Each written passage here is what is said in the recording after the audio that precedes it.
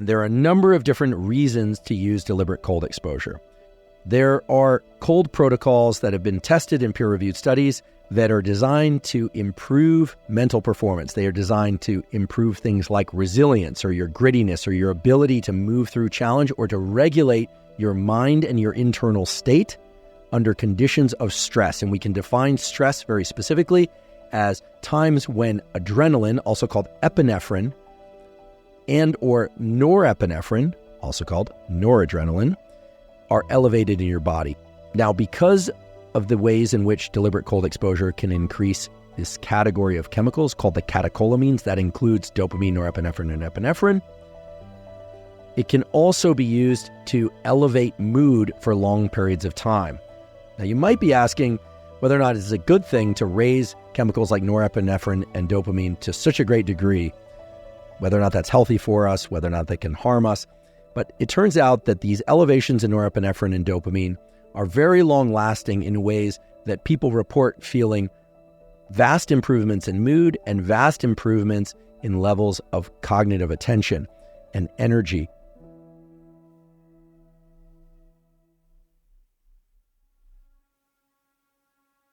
I'm mainly going to be focusing on cold water immersion and cold showers. The fact that cold exposure, deliberate or no, increases norepinephrine and epinephrine in our brain and body means that it is a very reliable stimulus for increasing norepinephrine and epinephrine. That's sort of an obvious statement, but that obvious statement can be leveraged to systematically build up what we call resilience. Now, when we experience a stressor in life, whether or not it's something bad happens in our relationship or something bad happens in the world and we feel stress, that stress is the consequence of increases in norepinephrine and epinephrine in our brain and body. Very similar, if not identical, to the kinds of increases that come from deliberate cold exposure. So deliberate cold exposure is an opportunity to deliberately stress our body. And yet, because it's deliberate and because we can take certain steps, which I'll describe in a moment, we can learn to maintain mental clarity. We can learn to maintain calm while our body is in a state of stress. And that can be immensely useful when encountering stressors in other parts of life. And that's what we call resilience or grit, our ability to, or mental toughness, our ability to lean into challenge or to tolerate challenge while keeping our head straight, so to speak. So one simple protocol for increasing resilience is to pick a temperature that's uncomfortable, of shower or cold immersion, and then to get in for a certain duration of time, and then to get out. And as you develop the ability to stay in cold temperatures, even progressively colder and colder temperatures for longer and longer periods of time, you will become more resilient.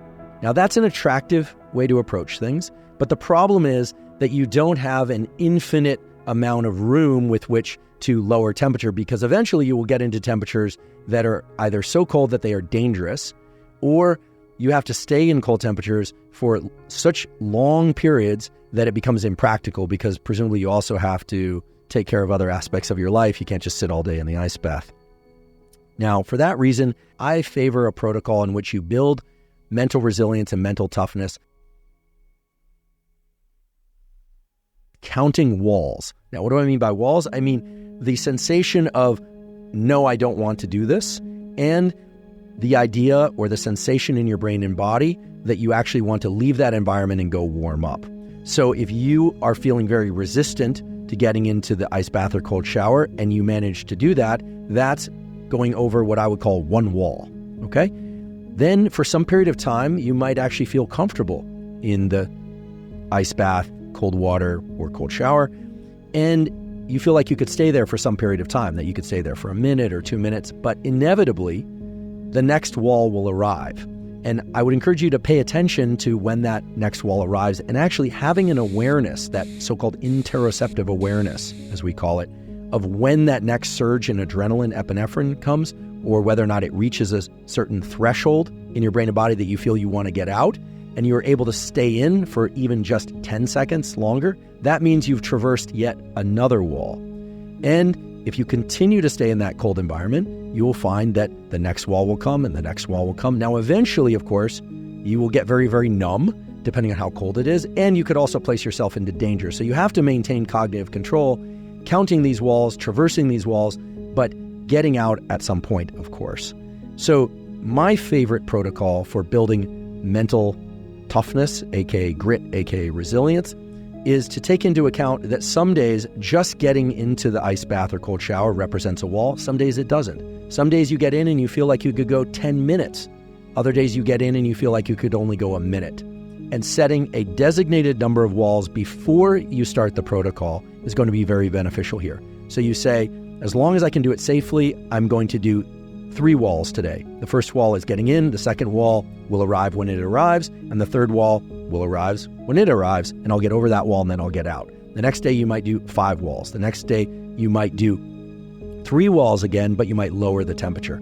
This gives you tremendous flexibility, and indeed it gives you much more latitude to be able to use the same temperatures in different ways, or to reduce the temperature only a little bit and still get a lot of stimulus, meaning a lot of results out of a given protocol.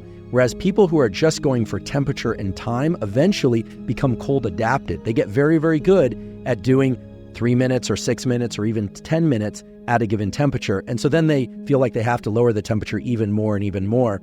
And eventually they just bottom out. There's nowhere else to go. There's nowhere to get improvements out of the protocol, at least not in terms of mental resilience.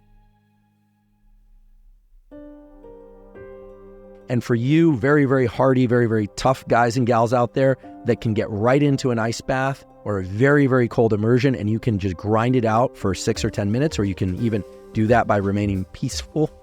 Well, more points to you, but guess what? That's the equivalent of already having loaded up the barbell with 600 pounds and done your 10 reps. There's not a whole lot more variable space with which to get benefits from that stimulus. And in the weight room, people understand that you can adjust, for instance, the speed of the movement, or you can start combining that movement with pre-exhaustion, etc. With cold exposure, you don't have as much variable space to play with. So if your goal is to build resilience, either go for time as a function of temperature, or what I suggest is to start recognizing these walls as an experience of resistance in you and going over those walls. Set a certain number of walls that you're going to go over on a given day and do that at a given temperature, and then to mix it up. And ideally, you might even throw in one more wall at the end if you're really feeling bold and brave, because that's going to build out further resilience. But if you want cold exposure to work for you for sake of building up resilience and mental toughness over time, you're going to want to vary this parameter space in some sort of way. And you don't have to be super systematic about it. That's the beauty of this kind of approach, because you're relying on the fact that those walls really represent times in which you are forcing your top-down control, your prefrontal cortex, to clamp down on your reflex, and you're learning behavioral control in the context of your body having elevated levels of these catecholamines, norepinephrine and epinephrine. And that translates to real life in a much more realistic way, I believe, because in real life, you're not really engaging in stressors for a given amount of time that you know how long it's going to last and you know the context. No, most stressors arrive in the form of surprises we don't like, text messages that deliver bad news, information about the outside world or real world and online interactions that send our system into a state of increased norepinephrine and epinephrine. And if you start to think of those as walls that you can tolerate and climb over while staying calm and clear of mind, then you can really imagine how the ice bath and other forms of cold exposure are really serving to train you up for real life stressors.